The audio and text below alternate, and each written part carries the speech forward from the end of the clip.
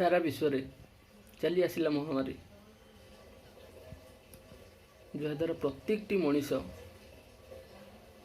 बहुत हैरान है। केते खटिखिया केते मूलिया जो मैंने नीति खटिले खाती शेष में से पेटर उदा कपड़ा देवा शोवा पड़ा सबू बंद हो गला सबु किछि बंद होला भितर भी एमती किछि जिनिस अछि जहाँकि सदा सर्वदा खुलुछि जहाँ खुला हवा कथा सेटा खुलुनी जहाँ न खुलिबा कथा सेटा खुलुछि। आज पर्यंत स्कूल कॉलेज सब बंद 6 मास होला स्कूल कॉलेज आज पर्यंत खुलिनी। या द्वारा पिला माने कौन होबे सब मूर्ख हो जिवे। कौन हब पिला मानको भविष्य ये सब सरकार देखि पारु ना। मद दुकान खोलीगला निहाती दरकार थिला मद दुकान खोली हाँ दरकार कहीं हम ना मद दुकान न खोलले सरकार को टैक्स जीव ना लाभ मिलव ना।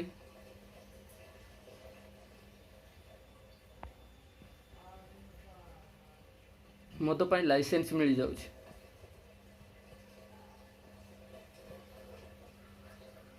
बार बार कहा जाए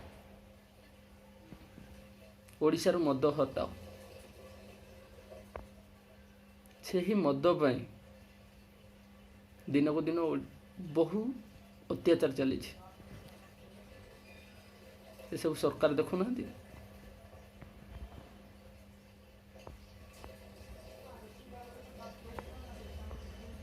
आजिकल जी अपराध करिनी ताकू दंड मिलूँ अपराधी मुक्त आकाश तले घूरी बुलूँ।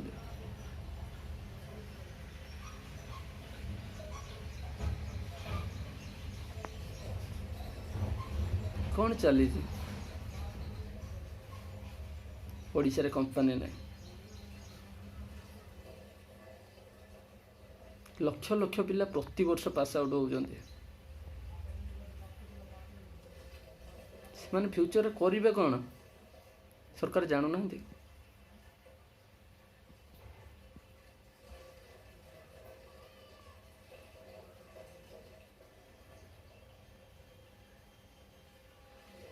बहुत पिला अच्छा चाकरी पछरे गोड़े गोड़े नली नली नलांत हो जाते शेष कौन करती ट्रेन लाइन नले गछ एमती सुइसाइड करते।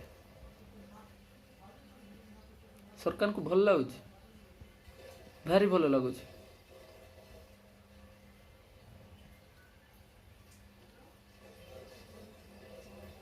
ओडिशा रे टंका नहीं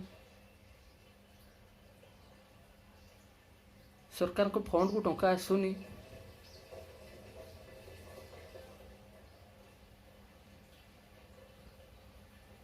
ओडिशा रे जदि कंपनी खोला जानता बेसी नहीं बेसी कुआ जाओ नहीं गोटे दीटा कंपनी एटलिस्ट खोल ओडिशा बाहर केते पिला अछंती ओडिशा सरकार जानुचंती नहीं 5 लाख रु ऊर्ध्व पिला ओडिशा बाहर अछंती एठी काम करूजंती।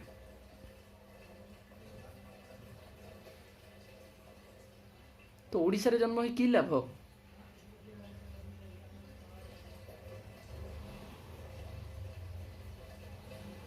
आजिकल कौन सी गरीब पिला चाकरी खंडे पाई पार ना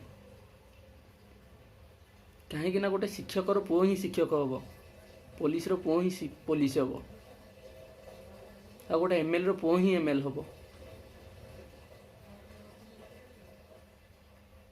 ଯାହାର ବାପା ମା ଯାହା କରନ୍ତି ସେମାନଙ୍କର ପୁଅମାନେ ସେଇଆ କରନ୍ତି। ଆଉ ଓଡ଼ିଶାରେ ବହୁତ ମୂଲିଆ ଅଛନ୍ତି, ବହୁତ ଚାଷୀ ଅଛନ୍ତି, ସେମାନଙ୍କର ପୁଅ କ'ଣ ହେବେ? ଚାଷୀର ପୁଅ ଚାଷୀ ହିଁ ହେବ। ତାର ଯେତେ ଇଚ୍ଛା ଥିଲେ ବି ସେ କିଛି କରିପାରୁନି,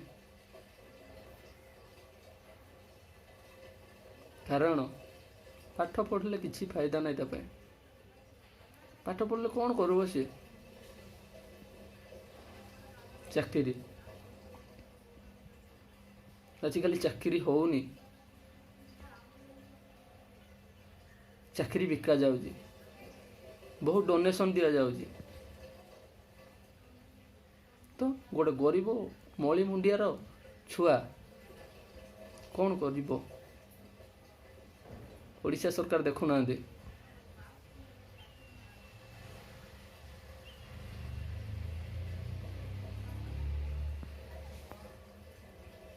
କାହାର ନ ଇଚ୍ଛା ଥାଏ ଗଭର୍ଣ୍ଣମେଣ୍ଟ ଚାକିରି କରିବାକୁ?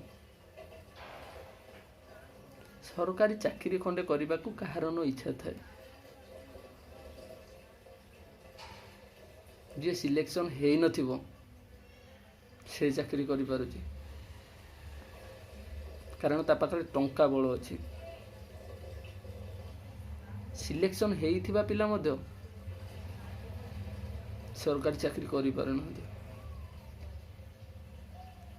କାରଣ ତା ପାଖରେ ଡୋନେସନ୍ ଦେବା ପାଇଁ ଲକ୍ଷ ଲକ୍ଷ ଟଙ୍କା ନାହିଁ। ଶେଷରେ କ'ଣ ହେବେ ସେମାନେ?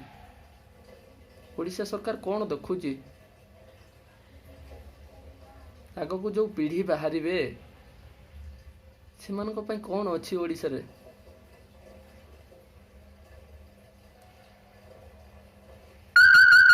ମୂଲିଆ କାମ କରିବେ, +3 PG BBA MBA କରି ପିଲା କ'ଣ ମାନେ କାହିଁକି ପଢ଼ୁଛନ୍ତି? କାହିଁକି ପିଲା ନିଜ ଗୋଡ଼ରେ ନିଜେ ଠିଆ ହେବା ପାଇଁ। କମ୍ପାନୀ ନାହିଁ, ଚାକିରି ନାହିଁ, ତ ପିଲା ଅବଭିୟସଲି ସୁଇସାଇଡ୍ କରିବେ।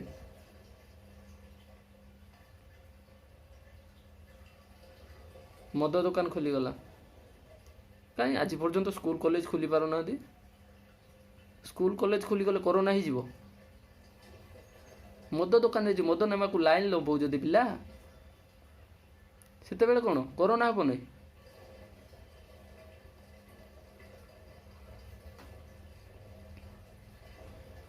ଲୋକଙ୍କୁ ମେଡ଼ିକାଲ ଯିବାକୁ ଗଲେ ପ୍ରେସ୍କ୍ରିପସନ୍ ଦେଖାଇବାକୁ ପଡ଼େ, କାହିଁ ମଦ ଦୋକାନକୁ ଯିବା ବେଳେ ପୋଲିସ କ'ଣ ଦେଖୁଛି?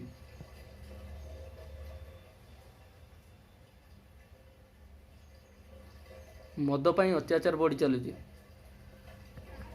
ନାରୀମାନଙ୍କୁ ବଳାତ୍କାର କରାଯାଉଛି, କାହିଁ କେଉଁଥିପାଇଁ ନାରୀମାନେ ବଳାତ୍କାର ହେଉଛନ୍ତି ଓଡ଼ିଶା ସରକାର ଦେଖିପାରୁନାହାନ୍ତି ନା ଜାଣିପାରୁନାହାନ୍ତି?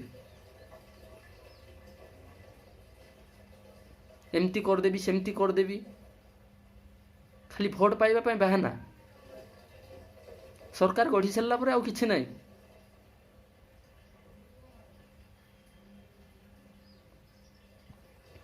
ଯଦି ଓଡ଼ିଶାରେ ଥାନ୍ତା କମ୍ପାନୀ,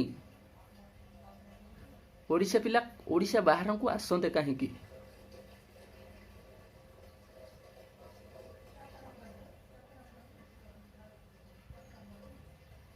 ଓଡ଼ିଶା ସରକାରଙ୍କୁ ମୋର ପ୍ରଶ୍ନ ଯେ 15 ବର୍ଷ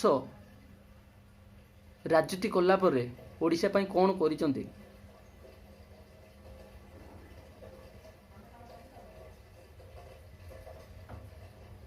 କ'ଣ ଉନ୍ନତି ହେଇଛି ଓଡ଼ିଶାର?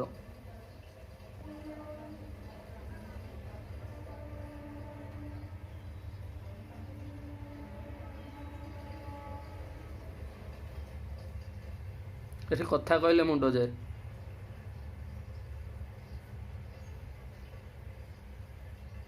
ଏଠି କେହି କାହାର ନୁହଁ।